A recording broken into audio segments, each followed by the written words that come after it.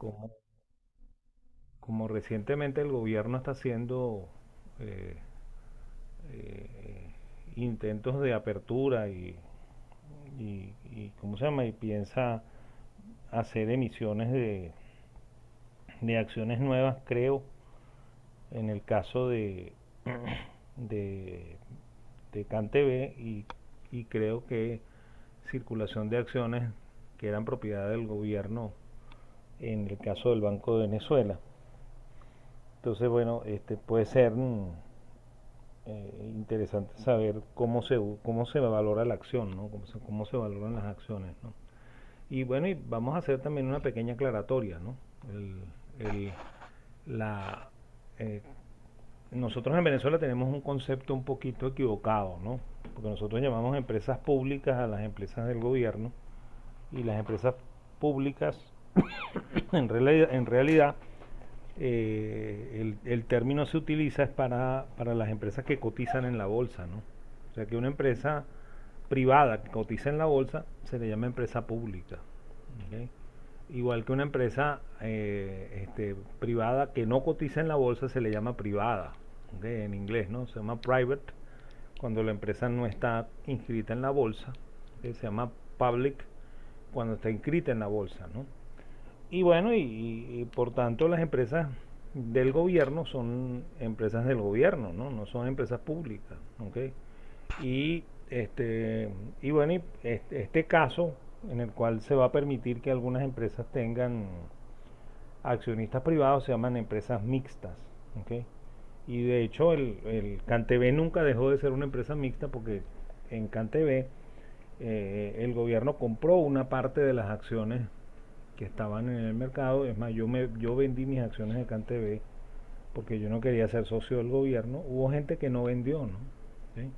Es más, yo tengo una cuñada que es bien quejona y esta cuñada se quedó con sus acciones de CanTV y se queja de ser socio del gobierno, ¿no? Entonces, CanTV nunca dejó de ser una empresa mixta, ¿no? O sea que no es una empresa totalmente gubernamental. Siempre hubo un pequeño capital que le pertenecía a personas del sector privado, ¿no? Entonces, eso hay que tenerlo en cuenta cuando uno habla de esto, ¿no? Porque el término público en realidad corresponde al término de las acciones que se pueden comprar libremente en un mercado de bolsa. Ese es el término público, ¿no? ¿Okay? Y creo que es más adecuado que como lo usamos en Venezuela para definir a las empresas del gobierno, ¿no? Ok, bueno, fíjense, ¿cuánto vale una acción? Todos los activos valen el valor presente descontado de los flujos de caja futuros. ¿Okay? Por eso es que hay una primacía del flujo de caja descontado, ¿okay? Con respecto a la tasa interna de retorno en todas las valoraciones que corresponden a rentas fijas, ¿okay? Pero a rentas variables incluyendo, ¿okay? Los proyectos. ¿Okay? Y bueno, y también se dieron cuenta cuando vimos renta fija que el precio era el valor descontado de los flujos a la tasa interna de retorno. Ahí sí vale la tasa interna de retorno. Cuando la renta fija es fija de tasa fija, ¿no? ¿Okay? Entonces, bueno, esos flujos pueden ser dividendos esperados, ¿okay? Que un accionista espera, o los flujos totales de la empresa, ¿no? Y realmente cuando se va a hacer la valoración se utiliza esos últimos, ¿no? Se usan los flujos totales de la empresa. Entonces, la fórmula es esta, ¿no? O sea, el valor de la empresa, el valor de la compañía, debe ser la sumatoria desde I igual 1, desde K igual 1 hasta el infinito, ¿okay? Porque una empresa no tiene fecha de vencimiento, no tiene maduration, ¿okay? O sea, una acción no tiene maduración, ¿okay? Y bueno, y se toman en cuenta todos los flujos de caja hasta el infinito, ¿okay? Y se descuentan a una determinada tasa de interés, ¿no? ¿Okay? O sea, como si fuese un valor presente, ¿no? ¿Okay? Y bueno, y se va elevando cada uno a su factor correspondiente, ¿no? Oye, aquí esto debería ser I, desde I igual 1 hasta, eso lo vamos a cambiar en la presentación que le vamos a montar en Canvas, ¿no? ¿Ok? Ok, la primera interrogante aquí es cómo uno determina el flujo de caja, ¿no? Y bueno, y aquí yo tengo que acordarme que cuando yo estudié economía, ¿okay? Allá en el siglo pasado, Entonces el profesor que nos dio proyectos, que fue una de los pocos, una de las pocas materias que tenían algo que ver con finanzas, no tanto porque los proyectos no son eminentemente un tema de finanzas. Un proyecto es un tema compartido entre financistas e ingenieros, ¿okay? Y esa es la razón por la cual muchos ingenieros se pelean ese negocio diciendo que ellos están más capacitados que nosotros para hacer proyectos. Ellos están tan incapacitados como nosotros porque ellos creen en la tasa interna de retorno. ¿Okay? O sea que no hay primacía de un grupo sobre el otro, ¿no? Ambos se equivocan igualito cuando hacen un proyecto. Y bueno, y el profesor que me dio a mí esa materia nos dijo que el flujo de caja era la utilidad neta más la depreciación y la amortización. ¿Okay? Eso es una verdad relativa. ¿Okay? Porque para que esto sea cierto, ¿okay? La empresa debe vender y debe comprar todo en efectivo, ¿okay? O todo al contado, pues. ¿Okay? Por lo cual la utilidad neta efectivamente es líquida, ¿okay? Y si uno suma la depreciación y amortización consigue el flujo de caja de la empresa, ¿no? Porque el flujo de caja es cuánto crece la caja en la contabilidad de la empresa, ¿okay? O lo que uno considera caja, ¿no? ¿Okay? Dentro de la contabilidad de la empresa. Entonces, esto es una verdad única y exclusivamente para empresas que todo lo que hacen, todas las operaciones que realizan, las realizan al contado, ¿no? Y eso ya es difícil, ¿okay? Ya es difícil porque normalmente las empresas no hacen todas sus operaciones al contado, ¿no? Siempre hay una suerte de crédito, aunque sea crédito comercial, ¿okay? Que está involucrado en el negocio, por lo cual el flujo de caja deja de ser utilidad neta más depreciación y amortización. Entonces eso es una simplificación pirata del flujo de caja. ¿Okay? O sea, esto es una simplificación pirata del flujo de caja. ¿Okay? Nosotros la podríamos usar, ¿okay? pero tendríamos que estar conscientes de que es una simplificación pirata. ¿Okay? Los financistas, ¿okay? le dan primacía a la utilidad operativa, ¿no? Entonces los financistas prefieren el flujo de caja operativo, que en inglés lo llaman EBITDA, ¿okay? Earning Before Interest and Taxes, más depreciación y amortización. ¿Okay? Entonces, la utilidad antes de interés e impuestos es la utilidad operativa. ¿Okay? ¿Por qué le dan primacía a esto? ¿No? Fíjense, vamos a suponer que yo monto una empresa, ¿okay? que fabrica tornillos, ¿no? ¿Okay? Ese es el ejemplo que a mí me gusta usar. Me acuerdo de una empresa que se llamaba Torbenca, o se llama Torbenca, que en cierta medida me gustaba, ¿no?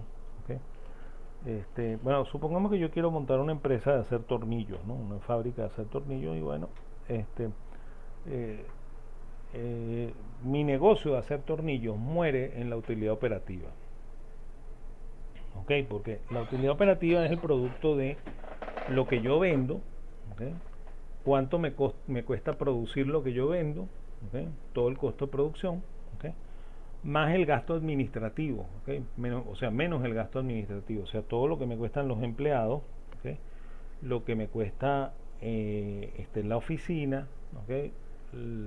Los diferentes elementos de la planta y de la oficina gerencial de la compañía, ¿okay? Y bueno, como hay unas cuentas allí, ¿okay? que son la depreciación y la amortización, que yo las registro como si fuera un gasto, ¿no? Entonces yo las utilizo en la utilidad operativa, o sea, cuando estoy determinando la utilidad operativa, bien sea en el costo de ventas o bien sea en el gasto administrativo, ¿okay? Como un elemento compensador para pagar menos impuestos, ¿no? Pero ese gasto yo no lo realicé, pues la depreciación no la estoy realizando, la amortización tampoco. La diferencia entre depreciación y amortización es que la depreciación se hace sobre activos físicos, ¿no? O sea que si yo tengo una máquina de hacer tornillos, esa máquina se deprecia, ¿okay? La máquina efectivamente sigue produciendo, ¿okay? Pero yo estoy contabilizando un deterioro en la máquina, ¿okay? que yo no estoy viendo físicamente. Entonces yo ese deterioro se lo descuento a mis ingresos para tener un costo un poco mayor y pagar menos impuestos. ¿Okay? Lo mismo lo hago con los activos que no son tangibles, ¿no? Por ejemplo, si yo tengo una patente, la patente se amortiza, ¿ok? Y bueno, ambos conceptos son similares, ¿no? Lo que pasa es que se aplica sobre activos distintos, ¿no? La depreciación sobre activos físicos tangibles, ¿ok? Y la amortización sobre activos no tangibles, ¿no? Que no son físicamente palpables, ¿no? ¿Ok? Entonces, bueno, este flujo de caja operativo, ¿ok? Me dice a mí cómo está la actividad propia del negocio, ¿ok? Porque el negocio mío, cuando yo lo constituí, no lo constituí para endeudarme y pagar intereses, ¿ok? Tampoco lo constituí para utilizar esa utilidad operativa para hacer ganancias en el mercado financiero, ¿no? ¿Ok? Por lo cual eso no es característico de mi empresa, ¿no? Y quizá lo peor para mí, la empresa tampoco la constituí para pagarle impuestos al gobierno, ¿no? Entonces esos impuestos tampoco están contados aquí cuando yo tomo la utilidad operativa, ¿ok? Entonces, por esa razón el flujo de caja operativo es preferido por los financistas, ¿no? Por encima del flujo de caja neto, ¿ok? Hay un cuarto concepto, ¿no? Que se llama flujo de caja disponible, ¿no? Que sería, puede ser operativo y puede ser neto. Por eso que pongo utilidad aquí sola, ¿no? ¿Okay? O sea, ustedes pueden decidir si hacen un flujo de caja operativo disponible o un flujo de caja neto disponible. ¿Cómo se hace eso? Se toma cualquiera de las dos, utilidad neta más depreciación y amortización o utilidad operativa más depreciación y amortización, y se le resta las inversiones planeadas y los dividendos. ¿Ok? ¿Qué es esto, no? Fíjense, cuando, cuando yo establezco mi negocio, probablemente yo le digo a los accionistas, mire, vamos a hacer una política de dividendos tal, ¿ok? Que nosotros le vamos a pagar a ustedes un 10% de la utilidad neta del negocio. ¿Ok? Entonces ya yo sé que el dividendo va a ser el 10% de la utilidad neta del negocio. O yo les digo, mire, va a ser el 10% de la utilidad operativa. ¿Ok? O vamos a pagar un dividendo fijo, ¿ok? de, eh, de, de 500 millones anuales, ¿ok? Todos los años, pues, ¿ok? Entonces la política de dividendos normalmente está preestablecida, ¿no? Y yo no puedo disponer de ese dinero sino para pagar dividendos, ¿no? Entonces, por esa razón, cuando yo calculo el flujo de caja disponible, resto los dividendos, porque esos no los puedo utilizar en el proceso productivo, ¿ok? Del negocio, ¿no? Eso ya está comprometido, ¿ok? Y bueno, en mi fábrica de tornillos, que yo había dejado ahí en el segundo ejemplo, ¿ok? Tiene un montón de máquinas, ¿no? Esa es una de las cosas que tiene la fábrica de tornillos, tienen un montón de máquinas pequeñas, ¿ok? Bueno, relativamente pequeñas, ¿no? Que producen tornillos, ¿no? ¿Ok? Y bueno, cada una de esas máquinas tiene una especificación técnica, ¿no? Y en la especificación técnica se dice, por ejemplo, que la máquina debe funcionar alrededor de unos 10 u 11 meses en un año. Después de esos 10 u 11 meses yo debería apagar la máquina, ¿okay? Y bueno, y a partir de ahí hacer los mantenimientos respectivos, ¿no? O sea, cambiarle una determinada pieza, ¿okay? O unas determinadas piezas que el mismo manual de operaciones me dice, ¿no? O sea, que cada año usted lo para y le cambia esta y esta pieza, ¿okay? Cada 2 años usted también cuando para, además de esas 3 o 4 piezas que cambió el año anterior, va a cambiar una pieza más que dura más o menos 2 años, ¿no? ¿Okay? Y así sucesivamente, ¿no? Él me va diciendo cuál es el plan de mantenimiento de la máquina, ¿okay? En el mismo manual, ¿no? Entonces, ese plan de mantenimiento es la inversión planeada, ¿okay? O sea, yo tengo que disponer de ese dinero, ¿okay? Para única y exclusivamente para comprar repuestos y para hacer los mantenimientos de la máquina para que la planta siga funcionando. Entonces, el concepto de flujo de caja disponible resta la inversión planeada, ¿okay? Que es esa inversión de mantenimiento, y los dividendos, que son los pagos del capital.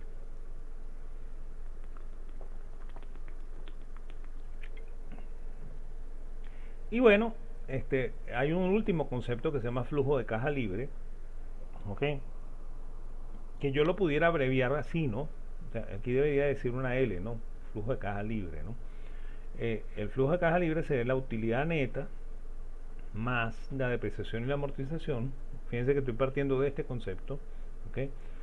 Y le añado, ¿ok?, el incremento en, eh, eh, en, en la inversión en activo fijo, ¿ok?, de la empresa, ¿ok?, y le resto, ¿ok?, las disminuciones, ¿ok?, del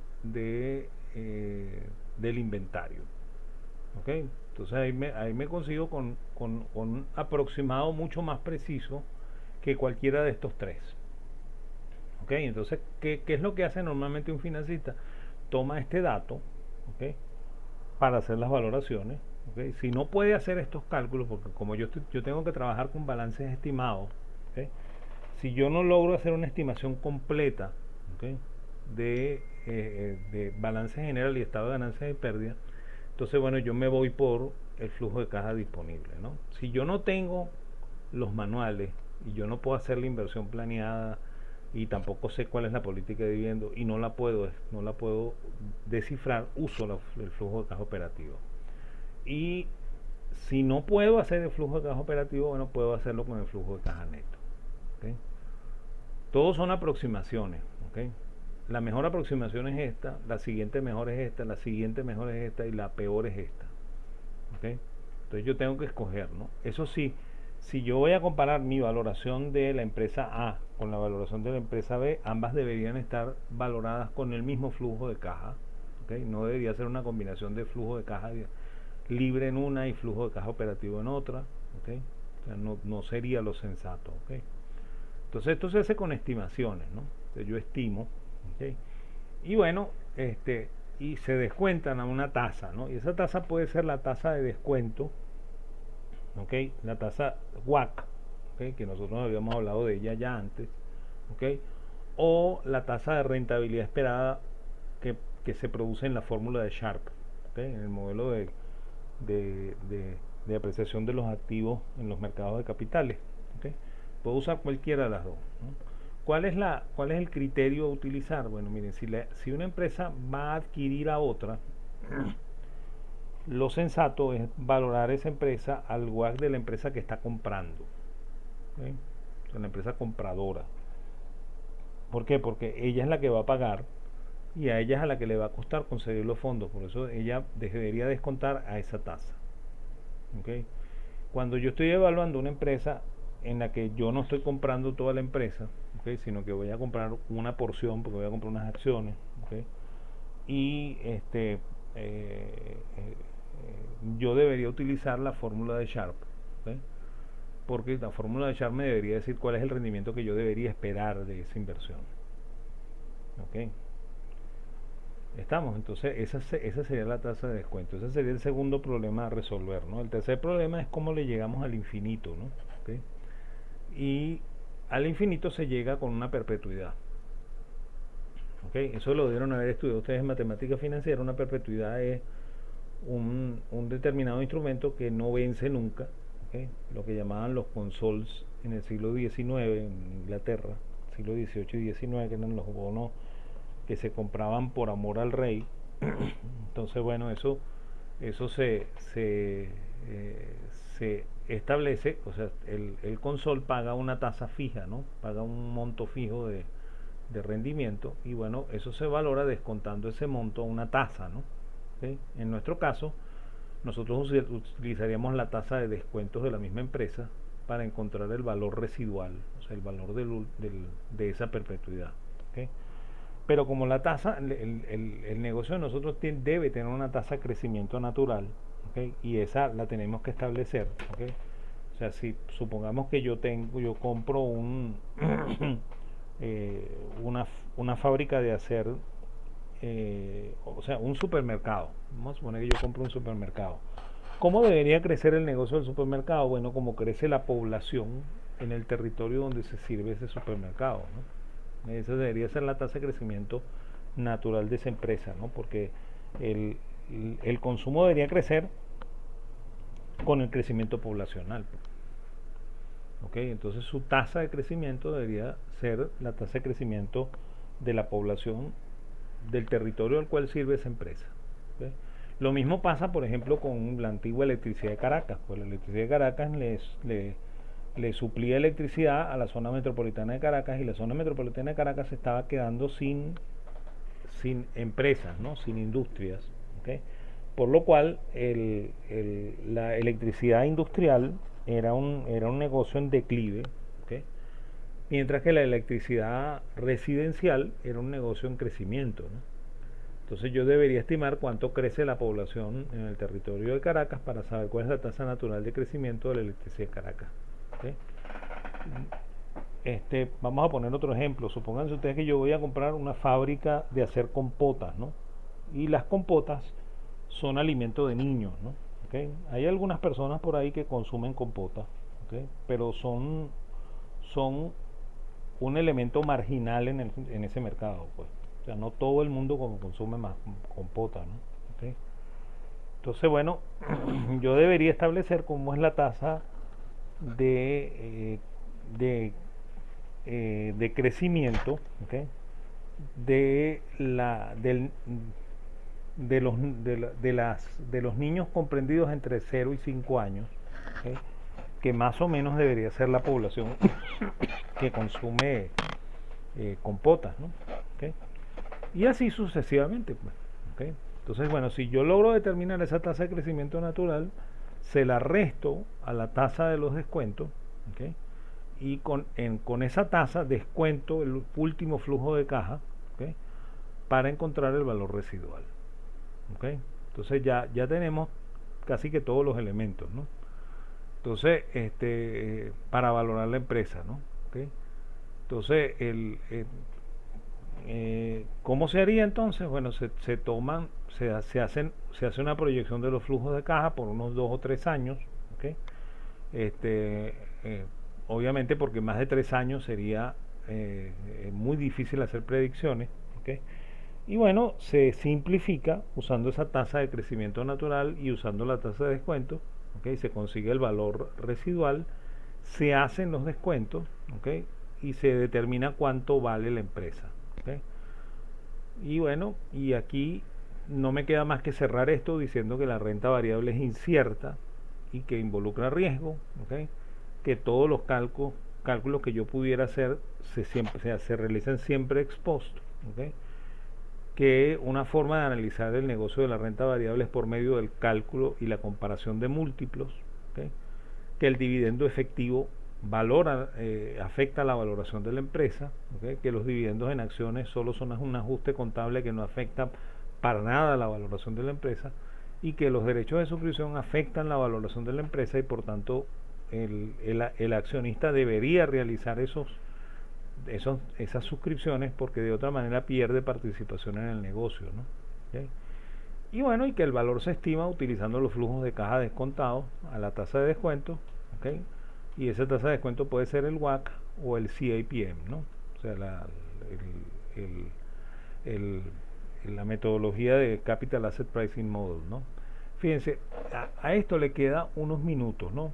Déjenme buscar una valoración hecha, ¿okay? Para que tengan un ejemplo de valoración, y así abrimos el siguiente video en un ratico, ¿okay? Si quieren me pueden hacer preguntas mientras yo voy buscando la presentación, ¿okay? Y yo con gusto les respondo, ¿okay? Y luego hacemos un segundo video con un cálculo de valoración para que vean cómo se hace, ¿no? ¿Okay?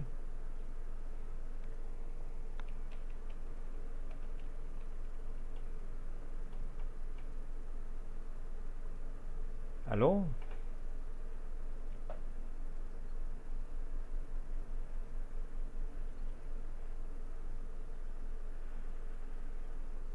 Profe, Dígame. a la hora de sacar el valor de las acciones, hay mucha especulación también, ¿verdad? O en ¿En, este en qué, caso en qué no, sentido hay especulación? bueno, no sé si me explico, pero en la bolsa cuando van a comprar las acciones las personas o las diferentes gentes, eh, viendo las variedades en los mercados, hay mucha especulación a la hora de cuánto vale o cuánto deja de valer una acción, o estoy confundiendo cosas y le estoy haciendo un 8 sin No, no sentido. estás confundiendo. Cuando tú dices que una empresa vale algo, ¿ok? Efectivamente estás especulando, pues. ¿Ok? O sea, ahí no hay tu tía, pues. Tú estás especulando cuando dices, esta empresa vale $2, ¿ok? Eso es una especulación tuya, ¿no? ¿Ok? Porque tú no, tú, de acuerdo a tus cálculos, vale $2. De repente yo tengo unos cálculos distintos a los tuyos y yo tengo una visión un poquito más optimista de ese negocio y yo digo, no, esta niña está equivocada, la valoración de eso no da 2, da 14, ¿no? ¿Ok? Y entonces de repente tú con tu valoración de 2 dirías que hay que vender la acción, ¿ok? Y yo con mi valoración de 14 digo que hay que comprarla, pues, ¿ok? Después al final el mercado es el que nos va a dar la razón a uno de los dos, ¿no? El mercado es el que va a decir, mira, ella tenía razón, esto no valía nada, ¿ok? No debimos haber comprado esto, ¿ok? La Jude está equivocado de calle, ¿ok? Eso no debió haberse comprado nunca, era una mala inversión, ¿ok? Eso es lo que pasa, ¿no? O sea, al final sí es especulación como dices tú, pero no es especulación en el sentido de que de como la vemos los venezolanos, de un tipo que guarda una mercancía para venderla más cara, ¿no? ¿Ok? Sino especulación en torno a lo que uno aprecia de una determinada inversión, pues. ¿Ok? Ok, vamos. Ajá, dime. No, vale, la iba a decir gracias. Ah, ok, chévere, pues. Ok, vamos a hacer la presentación que les estoy diciendo, ya que quedan como, sí, quedan 5 minutos. Yo creo que con 5 minutos hacemos algo y abrimos el segundo video, ¿no? Fíjense, esta es una presentación de valoración de empresas propiamente dichas, ¿no? Ok. Fíjense, volvemos a la misma fórmula, la fórmula de flujo de caja descontados a una determinada tasa hasta el infinito, ¿no? Entonces, los grandes problemas son el flujo de caja, la tasa de rendimiento y el infinito. El flujo de caja, ¿cómo se determina, no? Fíjense, el flujo de caja neto es utilidad neta más depreciación y amortización. El flujo de caja operativo, utilidad operativa más depreciación y amortización. El flujo de caja disponible, la utilidad que ustedes quieran, ¿ok? Operativo neta más depreciación y amortización menos la inversión planeada. Aquí están incluso los datos, ¿no? O sea, la especificación de la variable, ¿no? Y los dividendos que se pagan a Perfecto. todo. Ajá.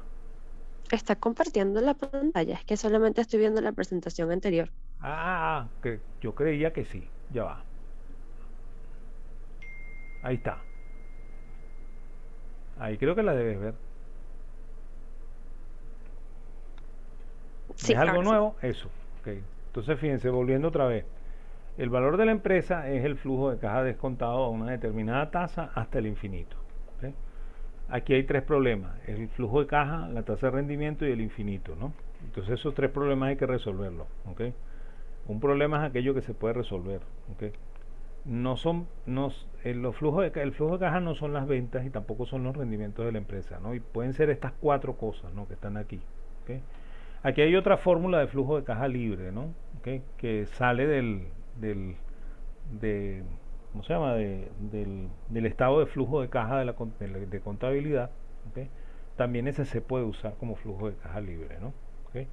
Entonces, bueno, si una empresa compra otra, normalmente usamos el WACC de la empresa que compra. Si el inversionista es el que compra, normalmente usamos el rendimiento esperado del modelo